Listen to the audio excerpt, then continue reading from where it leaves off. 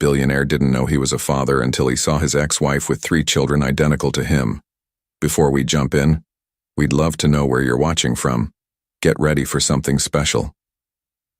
Nathan Blackwood's Italian leather shoes clicked against the polished marble of Apex Technologies' headquarters.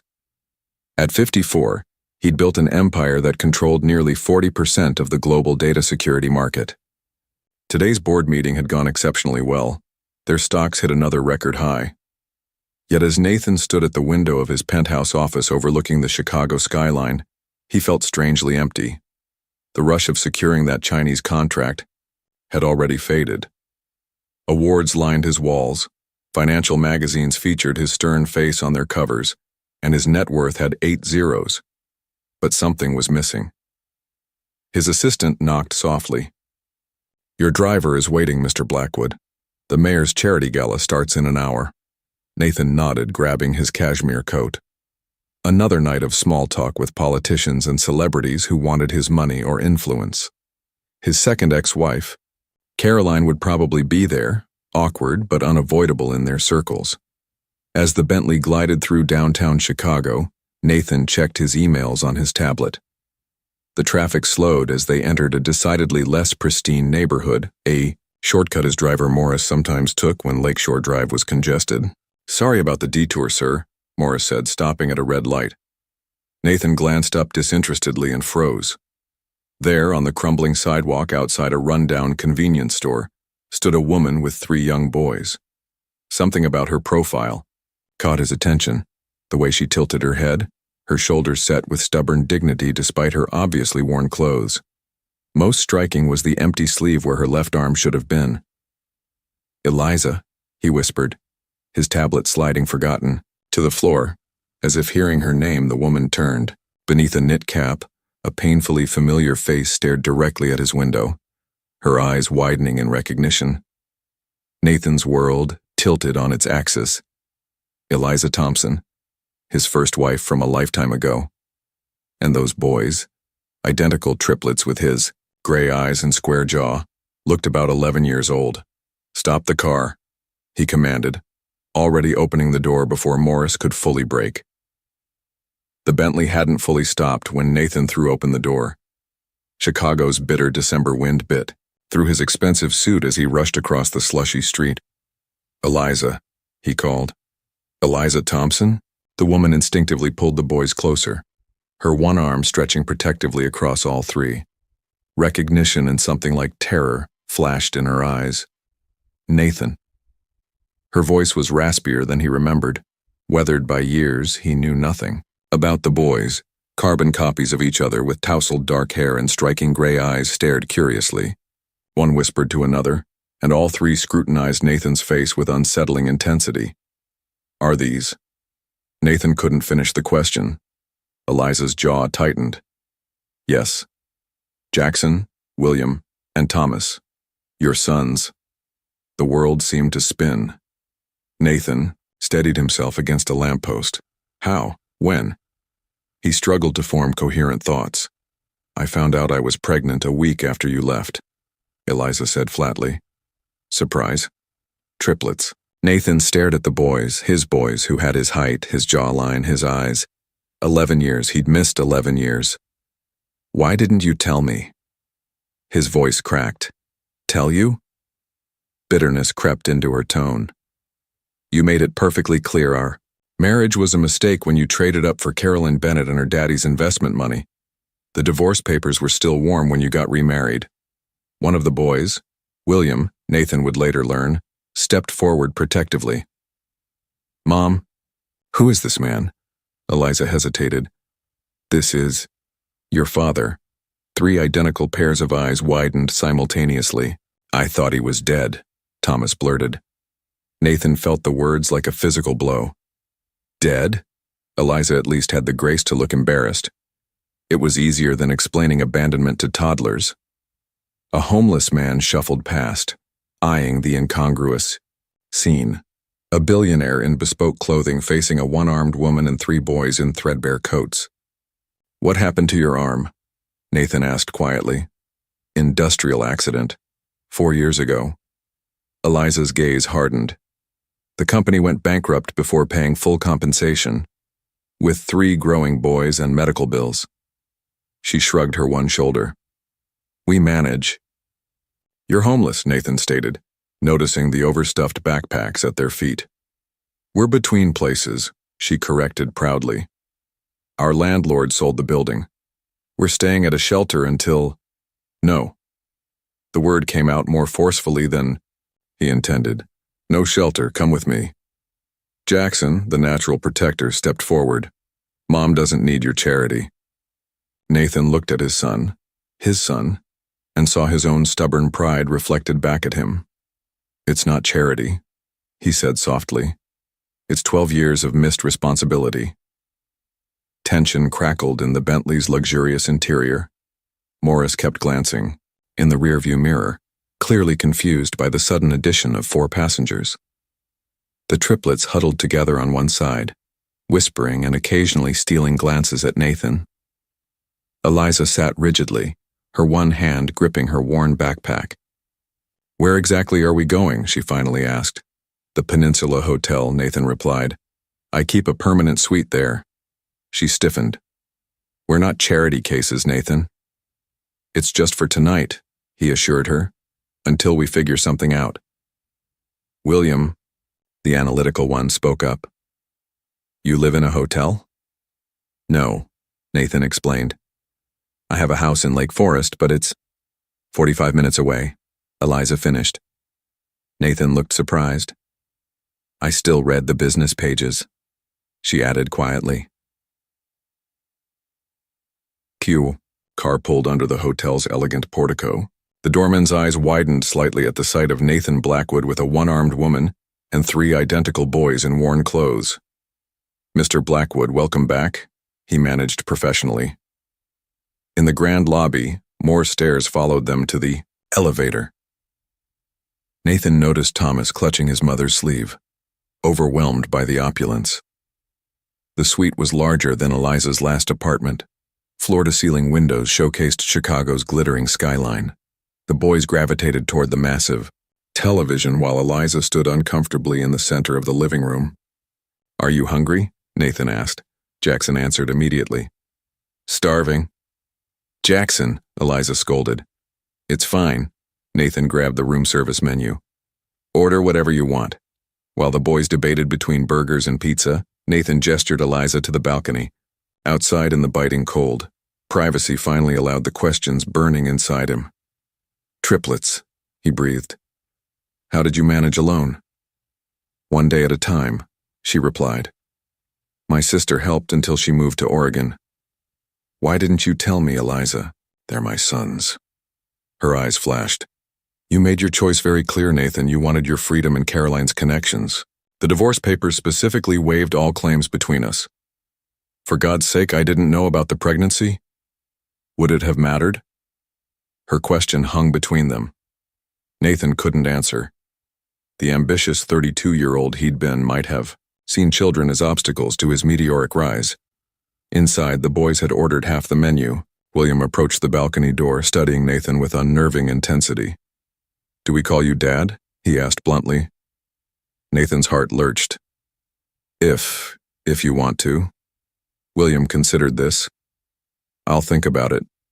When the food arrived, they fell upon it ravenously. Nathan watched, noticing how Eliza struggled to cut her steak one-handed. Without comment, he moved beside her and quietly assisted. When did it happen? He whispered. Your arm? Manufacturing plant. 4 years ago. She replied softly. I was lucky. The man next to me died. Nathan felt sick imagining it. Eliza trapped, bleeding, terrified, with 3 young boys waiting at home. That night, as his newfound family slept in the suite's bedrooms, Nathan sat alone by the window. 12 years ago, he'd traded his marriage for ambition, convinced real success required sacrifices. Now he faced the true cost of that choice. 3 boys who'd grown up fatherless and a woman who'd faced unimaginable hardship alone. Tomorrow would bring impossible complications. Explaining to his board the inevitable media circus, the sheer logistics of suddenly being father to 3 preteens. But for tonight, One thought repeated in his mind. How do you make up for 11 lost years? Nathan woke to unfamiliar sounds. Young voices bickering, water running, a television playing cartoons. For a moment he was disoriented in his own hotel suite. Then yesterday's memories flooded back. Eliza, one-armed and struggling. His sons, triplets, encountering their father for the first time. The magnitude of what lay ahead hit him with crushing force. In the suite's kitchen he found Thomas making cereal, spilling milk across the counter. Morning, Nathan said awkwardly. Thomas froze. Hi, sir? Nathan is fine.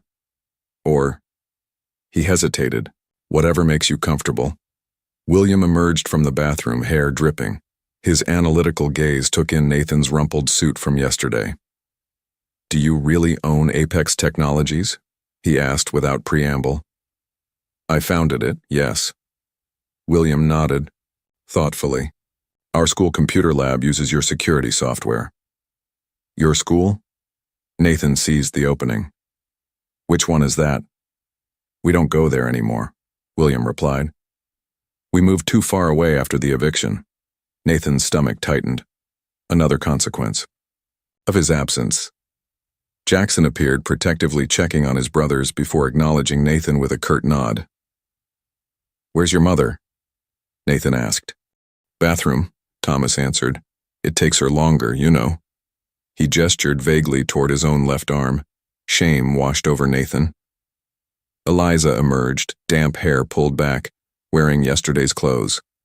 We should get going, she said, avoiding Nathan's eyes. The shelter serves breakfast until 8. You're not going back there, Nathan stated firmly. Eliza's expression hardened. We've managed for 11 years, Nathan. We'll manage now. Please, he softened his tone. Let me help. Not charity, responsibility. A silent battle waged in her eyes. Finally, practicality won. What do you propose? Within hours, Nathan's assistant Julia had arranged an extended stay apartment in a secure building. By afternoon, they were touring the 3-bedroom unit with its fully equipped kitchen and actual beds for each boy. This is temporary, Eliza emphasized to the awestruck triplets, just until we find our own place. How temporary?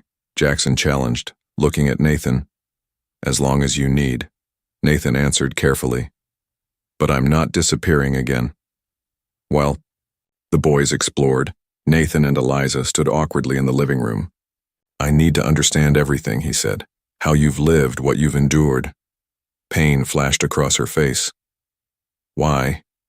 To ease your conscience? Because they're my sons, he replied simply. And because I failed you both as a husband and as their father. Her defenses cracked slightly. I worked office jobs until they were 4. Then the factory offered better pay, overnight shifts while my neighbor watched them. She glanced at her missing arm. After the accident, it was disability checks, food stamps, whatever work I could find one-handed. The company that caused this, bankrupt. My settlement barely covered medical bills. Nathan's jaw tightened. I want to make this right, Eliza. She laughed hollowly. You can't buy back 11 years, Nathan.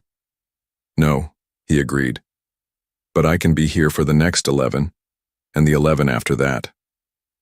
From the hallway, William observed them silently, calculating something behind those unnervingly familiar gray eyes. The first week in the new apartment was a delicate dance of boundaries and adjustments. Nathan had movers deliver essentials, beds, dressers, kitchen supplies, while Eliza watched with guarded eyes, repeatedly telling the boys not to get too comfortable. They need clothes, Nathan observed on his 3rd visit, noticing the boys still rotating through the same worn outfits. I'll take them shopping when my disability check comes, Eliza replied stiffly. I'd like to take them now, Nathan countered. School starts Monday. That had been another negotiation. Nathan had arranged enrollment at Westfield Academy, a private school with an exceptional support program for students needing to catch up. Eliza had initially refused, but relented when the principal confirmed they could provide the boys the remedial help they needed. Fine, She conceded about the shopping, but nothing extravagant. At the department store, Nathan watched his son's reactions. Jackson, suspicious but practical, selected sturdy basics. William immediately gravitated toward the science-themed shirts. Thomas, the most outgoing, chose bright colors and patterns. That made Nathan smile. While the boys tried on clothes, Nathan approached Eliza hesitantly. They mentioned you lost your job at the diner last month. Her face tightened. I couldn't carry trays fast enough. The manager was patient, but business was slow. What did you study in college? Nathan asked. Before we met? Business administration, she replied. Not that it matters now. It could, he suggested carefully. My foundation needs administrative help. Eliza's eyes flashed. I don't want your pity employment. It's not pity, Nathan insisted. You're qualified, and I need someone I can trust who'll tell me the truth to my face. A ghost of a smile touched her lips. I was always good at that. Later, while the boys investigated their new tablets for school, Nathan had emphasized, Eliza finally shared the full story of her accident.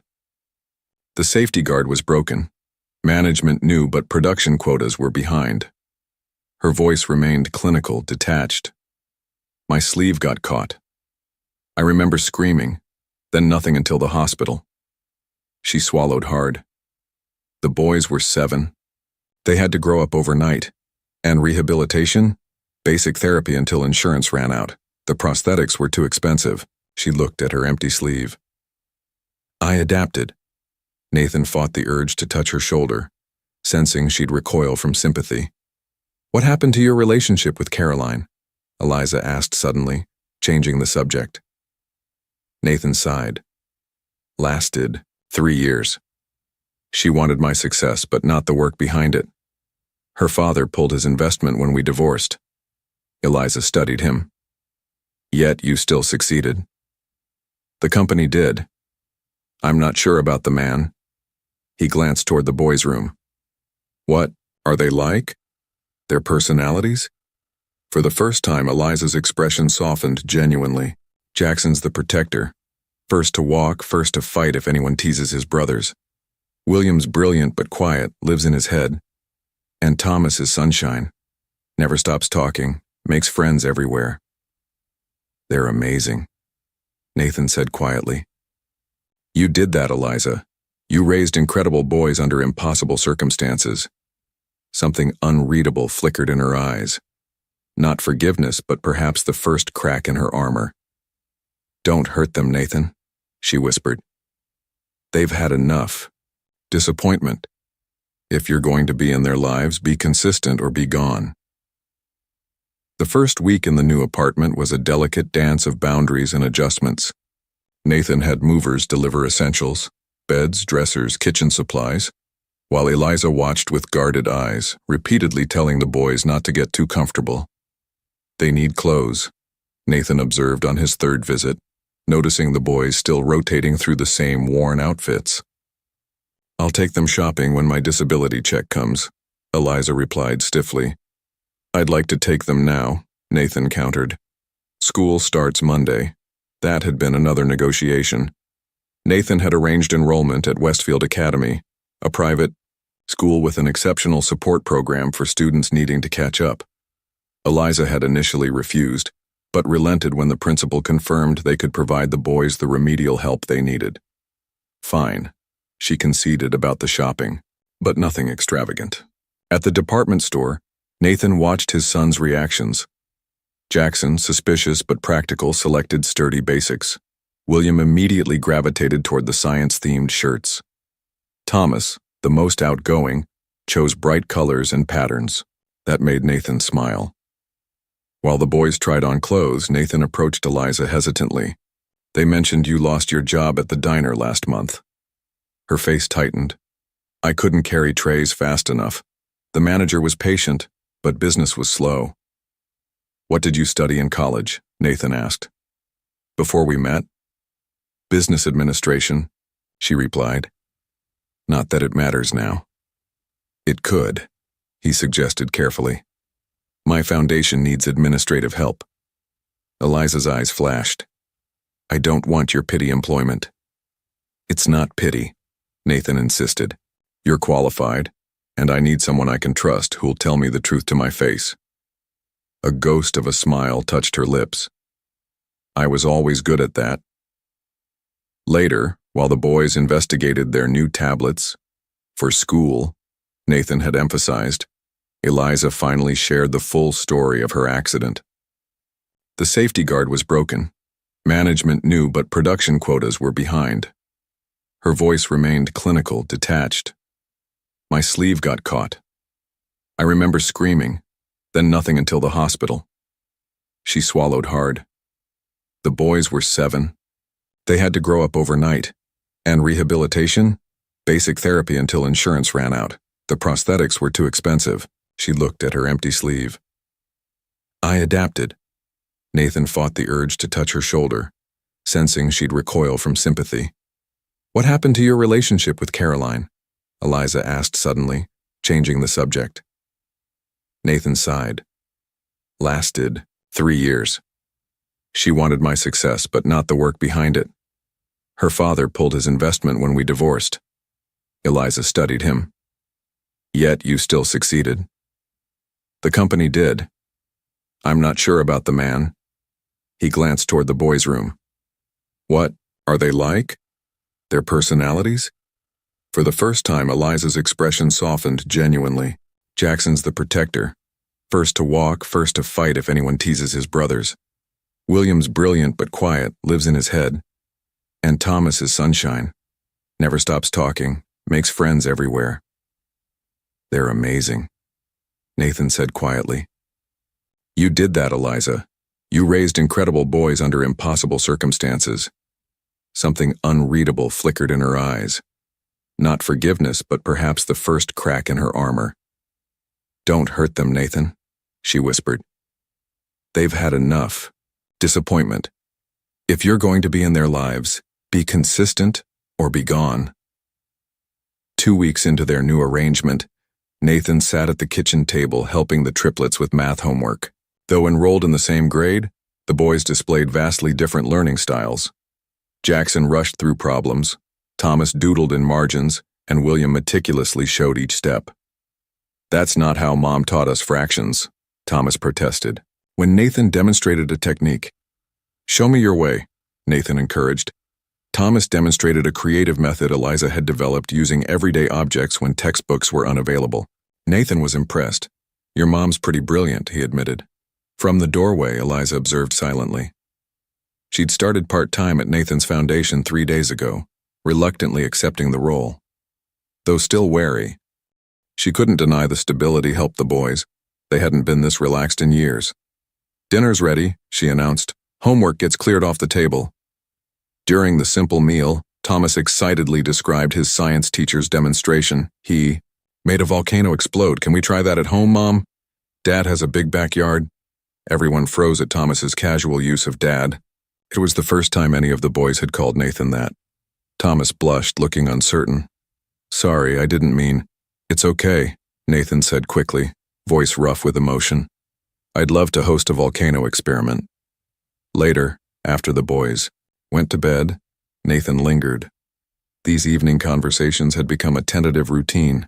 Careful, measured exchanges between two people navigating an impossible situation. Thomas called me Dad, he said quietly. Eliza nodded.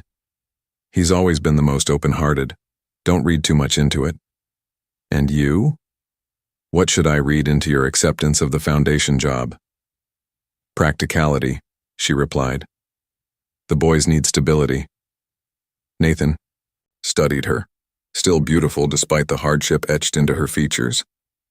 He remembered their early days when they'd been college sweethearts with ambitious dreams, his technology startup, her plans for nonprofit management.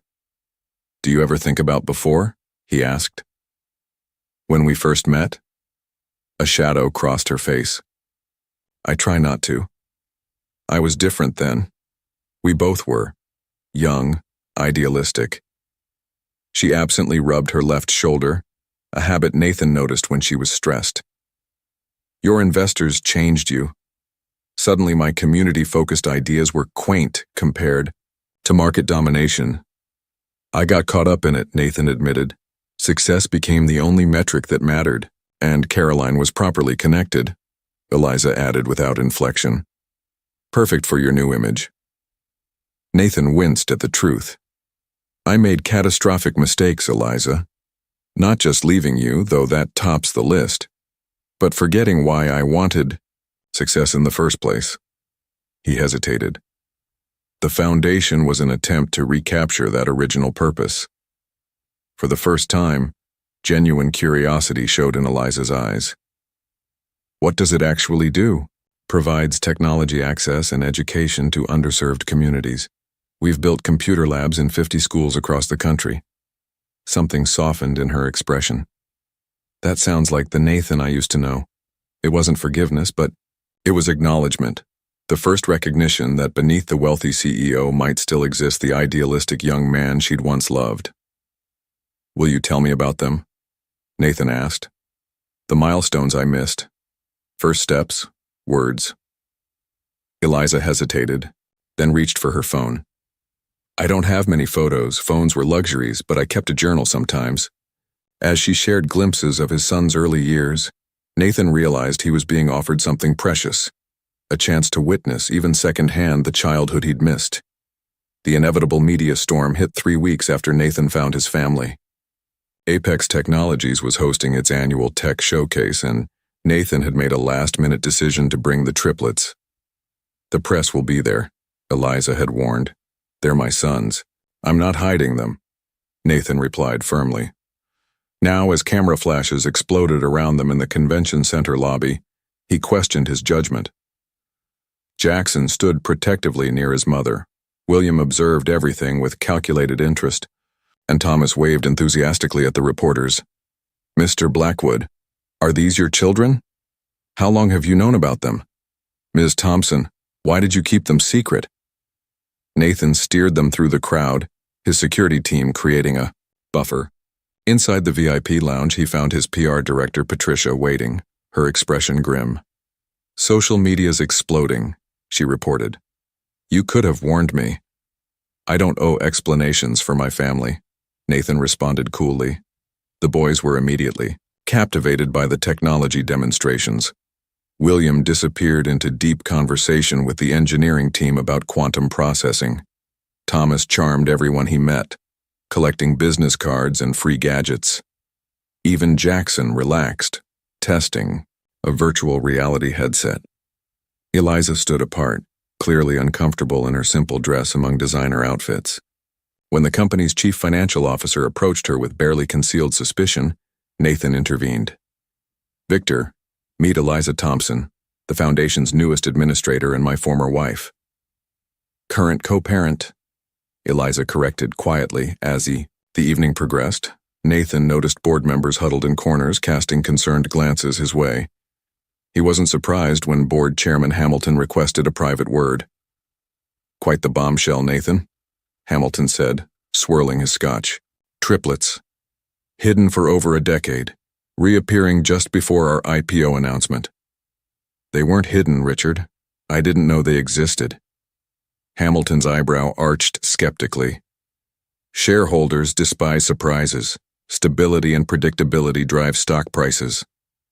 My personal life isn't relevant to company performance, Nathan countered. Everything about a CEO affects share value. Hamilton leaned closer.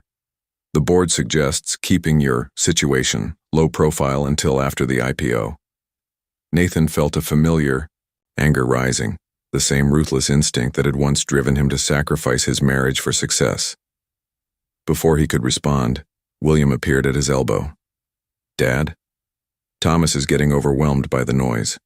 Jackson's getting protective. Potential. Situation developing. Nathan excused himself immediately, leaving Hamilton mid-sentence. He found Thomas near tears, covering his ears while Jackson squared off against a pushy photographer. Enough, Nathan announced, placing himself between his sons and the camera. Event's over for us. In the car heading home, silence reigned until Thomas asked innocently, Are we in trouble? That man seemed mad at you. What man? Eliza questioned. The old one talking to Dad, William supplied. He said we were a problem for something called an IPO. Nathan saw Eliza's expression darken. She remembered his priorities all too well. You're never a problem, Nathan assured the boys firmly. You're my sons and nothing. No business deal, no amount of money matters more than that. The words surprised even him with their conviction. Glancing at Eliza, he caught something unexpected in her gaze. The first flicker of respect since their reunion. The inevitable media storm hit 3 weeks after Nathan found his family. Apex Technologies was hosting its annual tech showcase, and Nathan had made a last-minute decision to bring the triplets. The press will be there, Eliza had warned. They're my sons. I'm not hiding them, Nathan replied firmly. Now, as camera flashes exploded around them in the convention center lobby, he questioned his judgment. Jackson stood protectively near his mother. William observed everything with calculated interest, and Thomas waved enthusiastically at the reporters. Mr. Blackwood, are these your children? How long have you known about them? Miss Thompson, why did you keep them secret? Nathan steered them through the crowd, his security team creating a buffer. Inside the VIP lounge, he found his PR director, Patricia, waiting, her expression grim. Social media's exploding, she reported. You could have warned me. I don't owe explanations for my family, Nathan responded coolly. The boys were immediately captivated by the technology demonstrations. William disappeared into deep conversation with the engineering team about quantum processing. Thomas charmed everyone he met, collecting business cards and free gadgets. Even Jackson relaxed, testing a virtual reality headset. Eliza stood apart, clearly uncomfortable in her simple dress among designer outfits. When the company's chief financial officer approached her with barely concealed suspicion, Nathan intervened. Victor, meet Eliza Thompson, the foundation's newest administrator and my former wife. Current co-parent, Eliza corrected quietly as the evening progressed. Nathan noticed board members huddled in corners casting concerned glances his way. He wasn't surprised when board chairman Hamilton requested a private word. Quite the bombshell, Nathan, Hamilton said, swirling his scotch. Triplets. Hidden for over a decade, reappearing just before our IPO announcement. They weren't hidden, Richard. I didn't know they existed. Hamilton's eyebrow arched skeptically. Shareholders despise surprises. Stability and predictability drive stock prices. My personal life isn't relevant to company performance, Nathan countered. Everything about a CEO affects share value. Hamilton leaned closer. The board suggests keeping your situation low profile until after the IPO.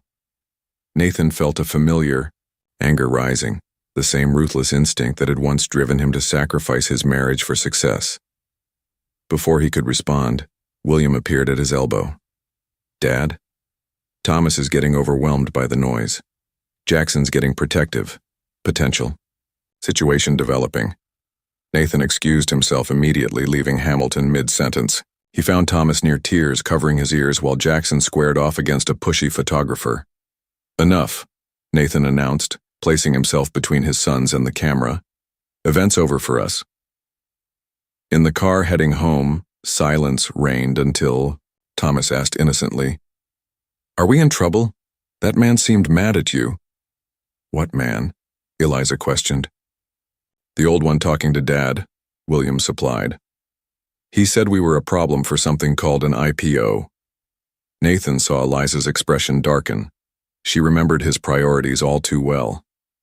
You're never a problem, Nathan assured the boys firmly. You're my sons and nothing. No business deal, no amount of money matters more than that. The words surprised even him with their conviction. Glancing at Eliza, he caught something unexpected in her gaze, the first flicker of respect since their reunion.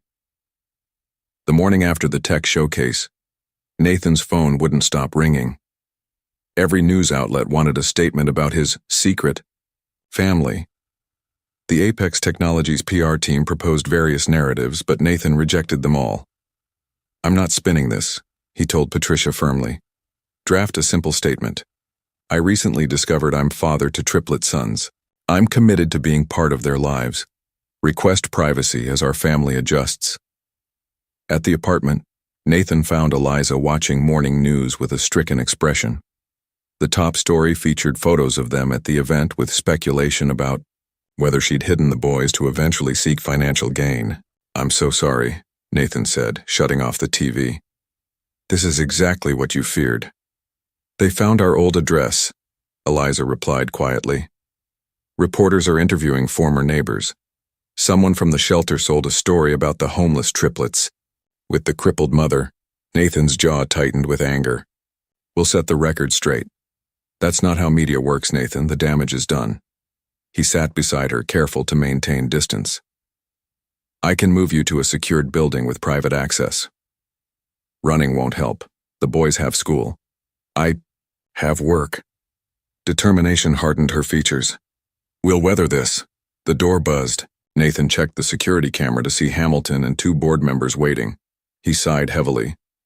Company business. I'll handle this outside. In the hallway, Hamilton wasted no time. Emergency board meeting this morning. The IPO underwriters are nervous. Because I have children, Nathan challenged. Because you have a significant life circumstance you apparently knew nothing about. Hamilton corrected. It raises questions about your judgment. Careful, Richard, Nathan warned.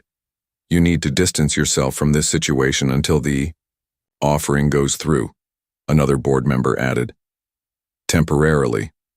The familiar business calculation activated in Nathan's mind, the instinct to prioritize company value above personal matters. For decades, that calculation had guided every decision. Let me be absolutely clear, Nathan said slowly. I will attend your meeting. I will reassure investors, but I will not, under any circumstances, distance myself from my family. As the elevator doors closed behind the stunned board members, Nathan realized he'd made his choice without hesitation. The company had been his entire identity for so long. Now it felt like just a job. Inside, he found the boys getting ready for school, seemingly oblivious to the chaos. William glanced up from tying his shoes.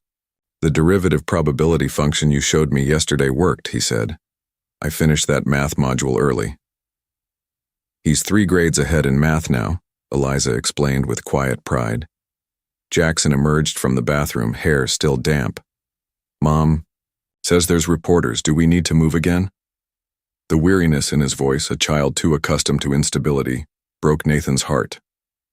No, Nathan assured him firmly. This is your home for as long as you want it. But your job, Eliza started. We'll survive, Nathan finished. Or it won't. Either way, I'm not repeating past mistakes. Thomas bounded in, backpack already on.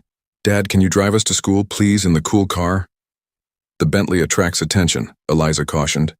Nathan considered the board meeting, the IPO, his career built over decades, then looked at his sons' faces. Morris can take a different route to avoid photographers, he decided. Let's go. As they left, Eliza whispered, Nathan, don't sacrifice everything you've built. The boys will understand. If you need to focus on work. They shouldn't have to understand, he replied, not again. For the first time since their reunion, he gently squeezed her shoulder. More surprising was that she didn't pull away. The emergency board meeting was as contentious as Nathan expected. He sat at the head of the polished conference table watching, 10 faces ranging from concerned to hostile.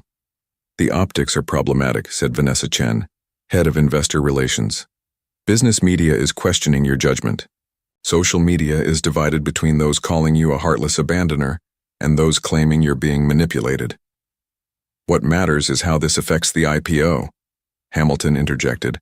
Potential investors don't like uncertainty. Nathan studied their faces.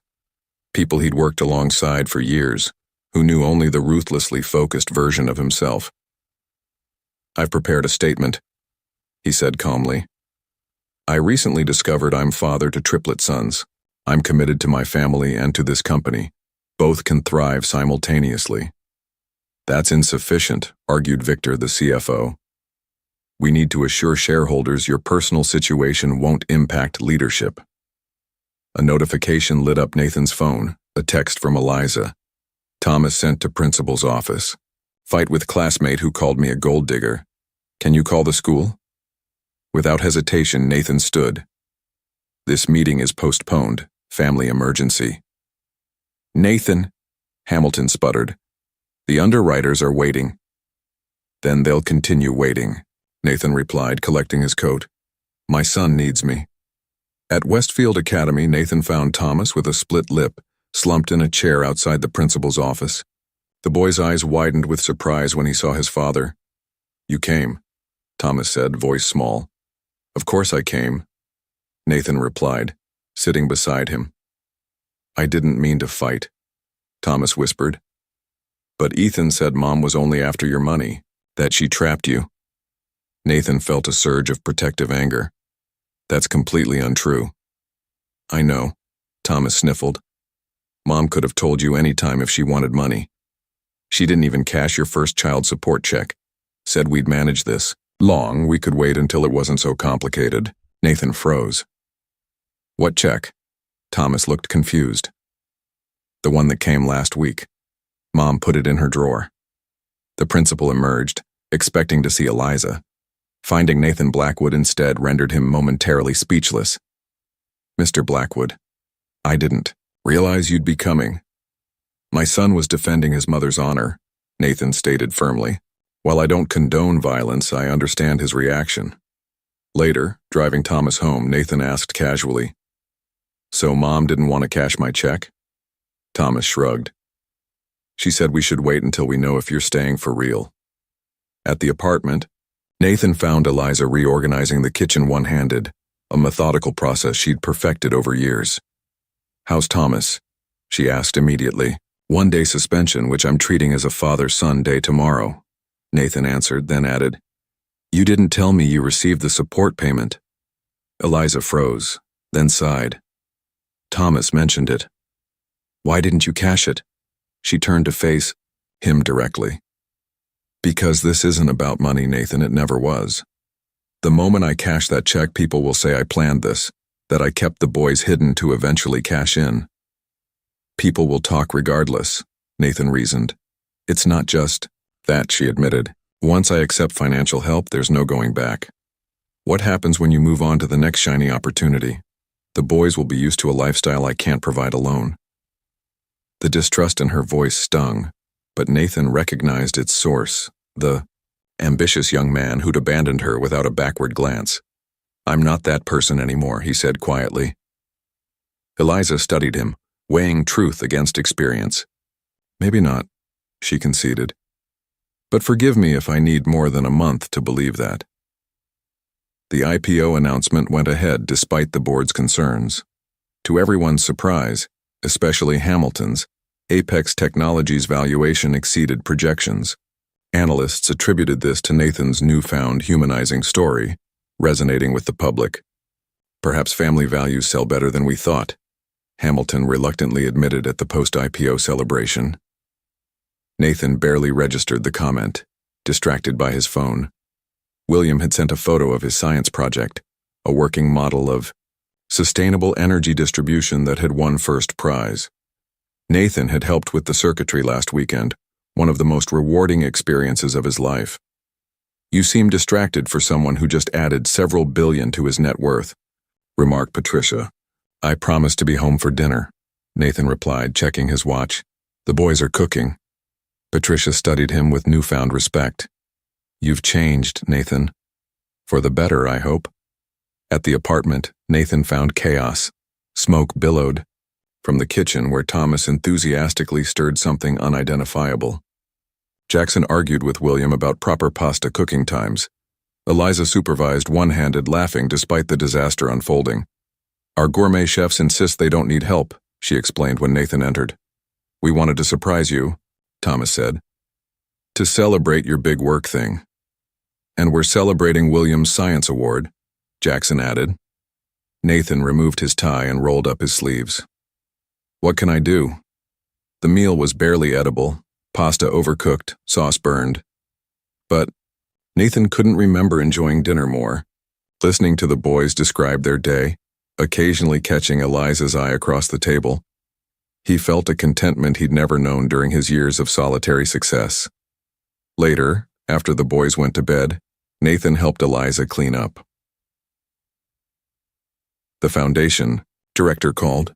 She mentioned casually. "The adaptive technology program is getting good responses." In the month since joining the foundation, Eliza had revolutionized its approach to disability services, focusing on practical solutions rather than charity. Her first-hand experience proved invaluable. "Your ideas are making a real difference," Nathan acknowledged. She looked pleased but quickly changed the subject. "How was the big IPO announcement?" "Successful." The board's thrilled. "And you?" she probed, studying his face. Nathan considered the question. "I used to measure my life by business achievements. Today I was more excited about William's science project than adding billions to company valuation." "That scares you," she observed. "Terrifies me," he admitted with a rueful smile. But in a good way. They worked in companionable silence until Nathan asked, "Do you ever think about moving?" Eliza froze. "Are you asking us to leave?" "The opposite," he clarified quickly. "This apartment's getting crowded. My house has 7 bedrooms, a lab William would love, space for Thomas's energy, and security Jackson would appreciate." "Your house," Eliza repeated slowly. "It could be a home," Nathan said quietly. "For all of you." Eliza set down the dish she was drying. "Nathan, we're co-parenting. That's different from living together," he finished. "I know. I'm not suggesting—" He paused, reorganizing his thoughts. "Separate wings, your independence, just practical space considerations. And proximity to your work," she guessed. "That's the least important factor," he insisted. "I've been considering stepping back. A chairman role rather than CEO." Eliza looked genuinely shocked. "Your company is your identity." "It was," he corrected gently. "I've discovered better priorities." Their eyes met, and for a moment, the years between them seemed to collapse. Not romantically, but with recognition. Two people who once knew each other well, rediscovering common ground. "We'll think about it," Eliza finally said. It wasn't yes, but it wasn't no. For Nathan, it felt like victory. Spring arrived in Chicago, and with it came transformation. The Blackwood estate in Lake Forest gradually shifted from a sterile showcase to a home with signs of life. Thomas's sneakers by the door, William's astronomy charts on the study wall, and Jackson's soccer gear in the mudroom. 3 months after Nathan's invitation, they'd finally moved in. Eliza had insisted on careful transitions, weekend stays at first, then gradually longer periods until the boys felt comfortable. She maintained her separate apartment downtown, but spent most nights in the East Wing guest suite to be near her sons. On this particular Saturday morning, Nathan stood by the kitchen window, watching William and Thomas chase each other across the lawn while Jackson practiced penalty kicks against the garden wall. "You'll need to replant those roses," Eliza commented, joining him with a mug of coffee held in her one hand. "Small price to pay?" Nathan replied, smiling. "They've never had this much space." "It still feels unreal sometimes," she admitted. "Last year we were sharing a studio apartment." The doorbell interrupted their conversation. Nathan wasn't expecting visitors, and Saturdays were reserved strictly for family time. A boundary he'd established after realizing how many childhood moments he'd already missed. Morris, who now served as both driver and security, appeared at the kitchen door. "Mr. Blackwood, there's a Ms. Bennett at the gate, rather insistent." Nathan tensed. "Caroline?" Eliza's expression immediately shuddered. "I'll check on the boys," she said, retreating toward the yard.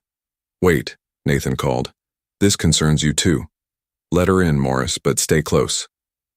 Caroline Bennett swept into the kitchen moments later, impeccably styled in designer clothes, her blonde hair perfectly arranged. Her gaze flickered between Nathan and Eliza with barely disguised disdain. "So the rumors are true," she drawled, "playing happy families with your little secret." Caroline, Nathan acknowledged coolly. Why are you here?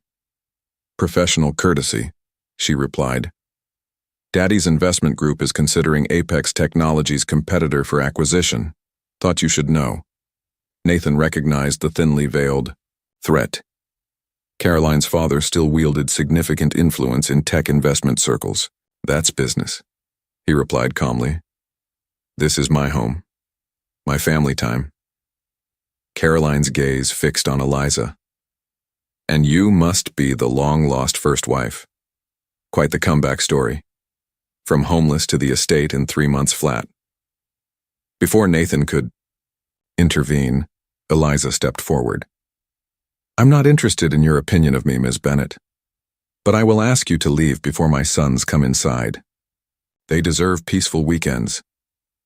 Sons, Caroline repeated mockingly. Convenient timing, finding Nathan just as Apex goes public. That's enough, Nathan said sharply. Morris will show you out. As Caroline left, she called over her shoulder. The board should know your priorities have shifted dramatically. I wonder how shareholders will feel.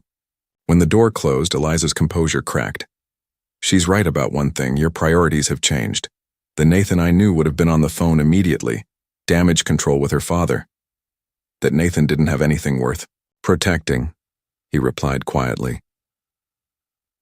Through the window they could see the triplets still playing, oblivious to the visitor. William had convinced his brothers to help with some experiment involving the garden hose and a homemade weather station.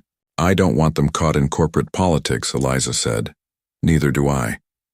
Nathan hesitated. Which is why I've been considering that chairman role more seriously. Eliza studied him with genuine curiosity. You'd really step back? After everything you've built? I've missed 11 years, he said simply. I don't want to miss anymore. The moment hung between them. Not quite reconciliation, but understanding. The first signs of trouble appeared in the business press. Blackwood losing focus? Questioned one headline. Apex CEO prioritizes family over IPO follow-through, claimed another. Caroline's warning had materialized. Subtle but persistent questions about Nathan's commitment following the company's public offering. Nathan tried to shield Eliza and the boys from these concerns, but the triplets were surprisingly adept at finding information. One evening, William appeared in Nathan's home office with a tablet. The stock dropped 8% today, he stated matter-of-factly. After you missed the London investor call for Thomas's school play. Nathan set aside his laptop. You're monitoring Apex stock? William shrugged. I set up alerts. Are you in trouble because of us? No, Nathan said firmly. Business fluctuates, that's normal. Mom's worried, William continued. She thinks we're disrupting your life. Nathan sighed. William, the most perceptive of the triplets, never missed emotional undercurrents. Come here. Nathan patted the seat beside him. Before I found you and your brothers, my life was just work. Successful but empty. Now I have something that matters more. William considered this with his characteristic analytical expression. Statistically, most custody arrangements don't include living together unless the parents are reconciling. Nathan nearly choked. Your mother and I are just co-parenting, William finished. That's what she says too. But variables have changed. You look at her differently now. Before Nathan could formulate a response to this surprisingly astute observation, his phone rang.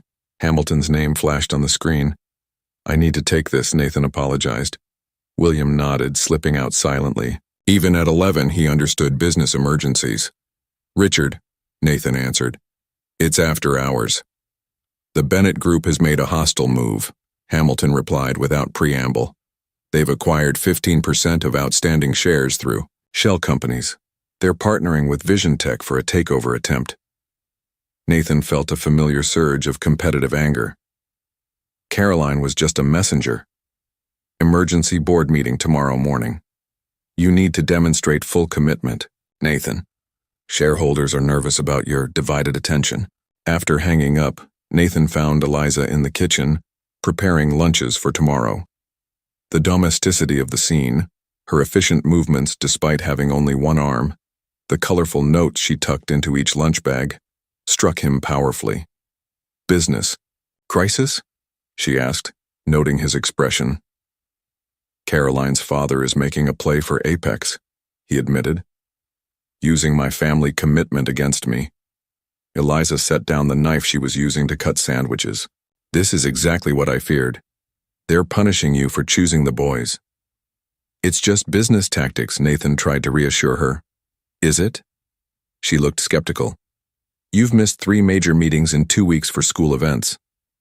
"And I'd do it again," Nathan said firmly. Eliza studied him thoughtfully. "You would, wouldn't you?" For the first time, she truly believed it. "The board meeting tomorrow is crucial," Nathan explained. "I may need to travel afterward, show my face to key investors, calm nerves." "We understand," Eliza assured him. "The boys are resilient. Will you be here when I get back?" The question carried weight beyond its simple words. Eliza hesitated. "Nathan, we've been careful not to confuse the boys about our relationship." "I'm not talking about our relationship," he clarified. "I'm asking if this situation, the press, the business pressure, will drive you away."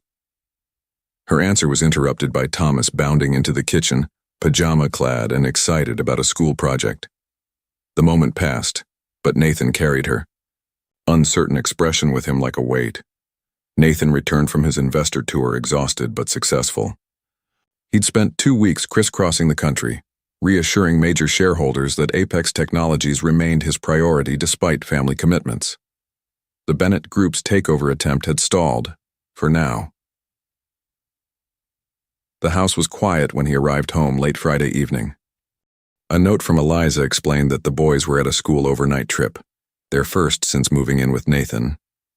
He felt a pang of disappointment. He'd missed them more than he expected.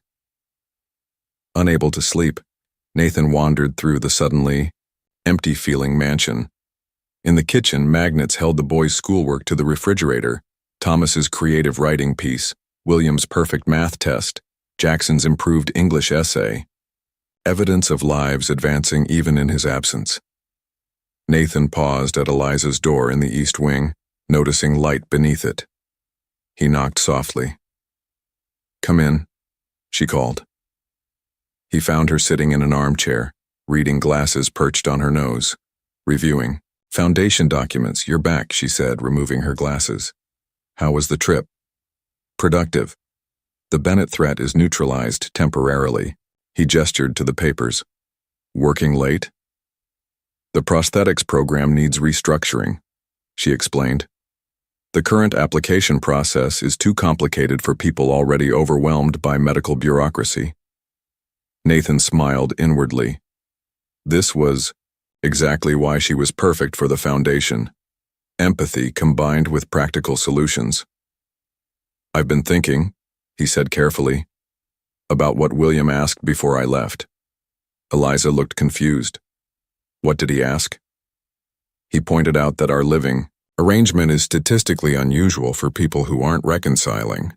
Her cheeks colored slightly. "He's too observant for his own good." "But not inaccurate," Nathan ventured. "Nathan," Eliza sighed, "we've been focused on the boys." "Of course," he agreed. "But these weeks away, I realized I missed all of you. Not just as the mother of my children, but as you, Eliza." She set aside her papers, her expression unreadable. "We're not the same people we were 12 years ago." "Thank God for that," Nathan replied sincerely. "I was self-absorbed and ambitious to the point of cruelty. You were idealistic, but naive about business realities." "And now?" she prompted. "Now, I've learned what matters, and you've become remarkably resilient." He paused. "We've both grown, just separately." Eliza stood, moving to the window. "When you left me for Caroline, I thought I'd never recover. Then I had the boys and they became everything.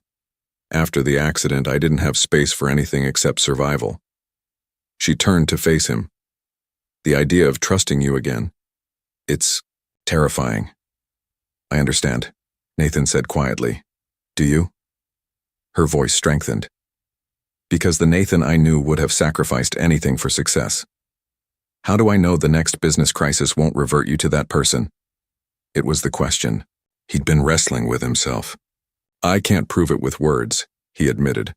Only time will show you I've changed. But I know that losing you and the boys again would destroy me more thoroughly than any business failure. Eliza studied him, weighing the sincerity in his eyes, against her years of hard-earned caution. I'm not asking for an immediate answer, Nathan continued. Just openness to possibilities. We've created a functioning family these past months. Maybe we can build on that foundation. A small smile touched her lips. You and your foundations. Solid ones last, he replied simply. The moment hung between them, tentative but hopeful, until interrupted by Nathan's phone.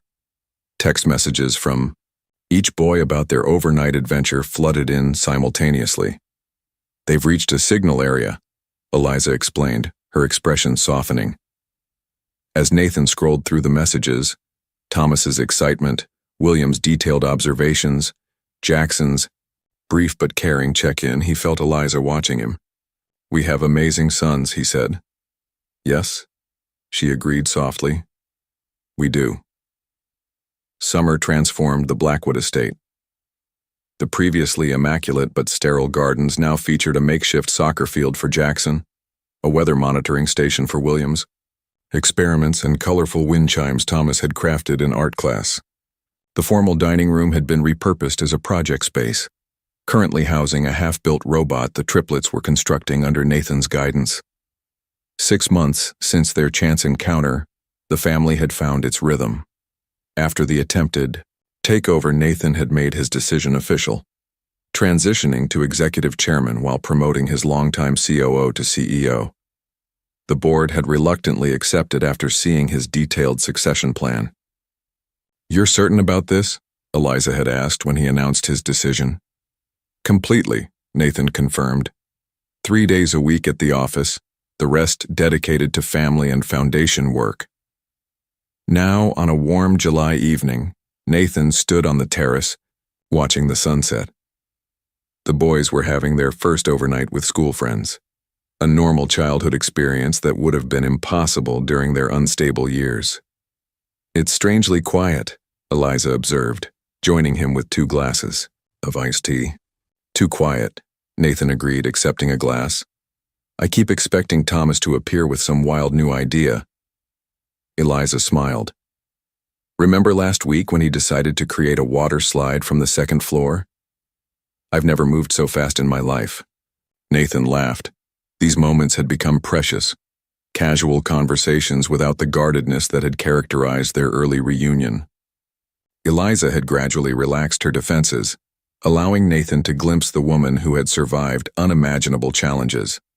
I visited the Foundation's first adaptive technology center today, Eliza mentioned. The prosthetics program has 12 participants already. Nathan nodded. I saw the report. Your personal experience made all the difference in designing it. I've been thinking, Eliza said hesitantly, about trying a prosthetic myself. Nathan tried to mask his surprise. She had always firmly rejected the idea before, saying she'd adapted to life with 1 arm. What changed your mind? The boys, she admitted. They deserve a mother who isn't limited if she doesn't have to be. She paused. And maybe I deserve it too. Nathan felt a surge of admiration. You're the strongest person I know, with or without 2 arms, she smiled, a genuine smile that reached her eyes. These months, they've changed things. Changed me. Me too, Nathan acknowledged. More than 30 years pursuing success, never realizing what I really wanted. Their eyes met, a moment of complete understanding passing between them. Without overthinking, Nathan gently took her hand. Eliza, I'm not asking for forgiveness for the past, that would be too much. But I'm asking for a chance at a future, together, not just as co-parents. She didn't pull away, but her expression grew serious.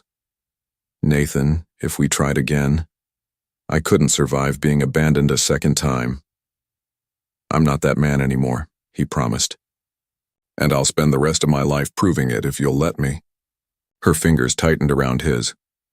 We should take it slowly, for the boy's sake. And ours, Nathan agreed. As the sun disappeared behind the trees, casting long shadows across the lawn where their sons normally played, Nathan and Eliza remained, side by side, not yet fully reconciled but no longer separated by a chasm of pain and mistrust.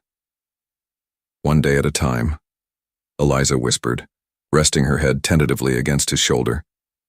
For a man who had once demanded immediate results in everything, Nathan found he was perfectly content with this gradual path forward.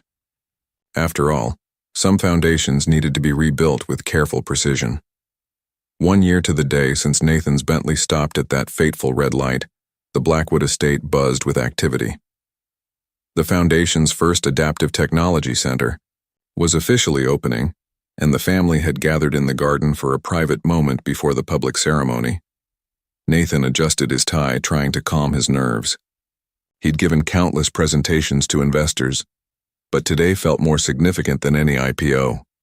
Stop fidgeting, Eliza chided gently, approaching in an elegant blue dress that complemented her new prosthetic arm. After months of therapy, she wore it with growing confidence, though she still preferred her natural one-armed state at home. Is it that obvious? Nathan asked. Only to someone who knows you, she replied, straightening his already perfect tie. The past year had transformed them all. Nathan had found fulfillment beyond corporate success, dividing his time between family, philanthropy, and strategic guidance at Apex. Eliza had blossomed as the foundation's director, her unique perspective revolutionizing their approach to disability services. Most remarkable was the triplets' evolution. Jackson had channeled his protective instincts into school leadership, organizing support for struggling classmates. William's brilliant mind flourished with proper educational resources, earning him advanced placement in multiple subjects. And Thomas's creativity found expression through art and music, his infectious enthusiasm brightening everyone's lives.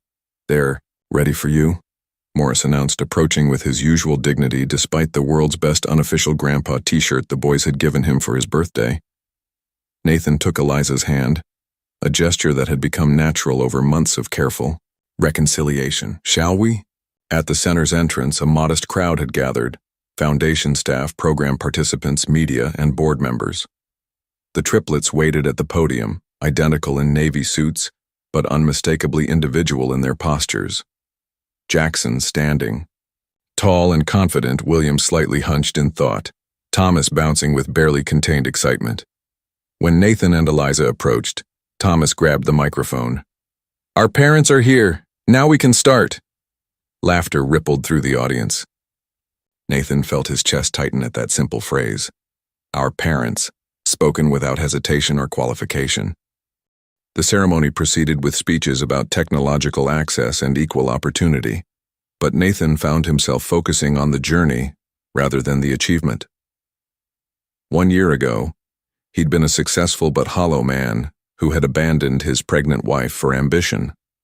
Now he stood beside that same woman, co-parenting their sons, building something meaningful together. After cutting the ribbon, Nathan stepped to the microphone for closing remarks, but veered from his prepared text. A year ago, I believed success was measured by market share and profit margins, he began. Then fate gave me a second chance I didn't deserve. His eyes found Eliza's. It took losing everything to realize what truly matters. This center isn't just about adaptive technology. It's about adapting ourselves to discover what's genuinely important. Later, as guests toured the facility, Nathan found himself momentarily alone with Eliza in the garden. I never thanked you, he said quietly. For what? For giving me the chance to know our sons, for allowing me to earn back your trust little by little. Eliza's eyes softened. We've all healed this year, Nathan. The boys having their father, me finding purpose beyond survival. She hesitated, and us finding our way back to each other. Next week is Thomas's birthday, Nathan reminded her.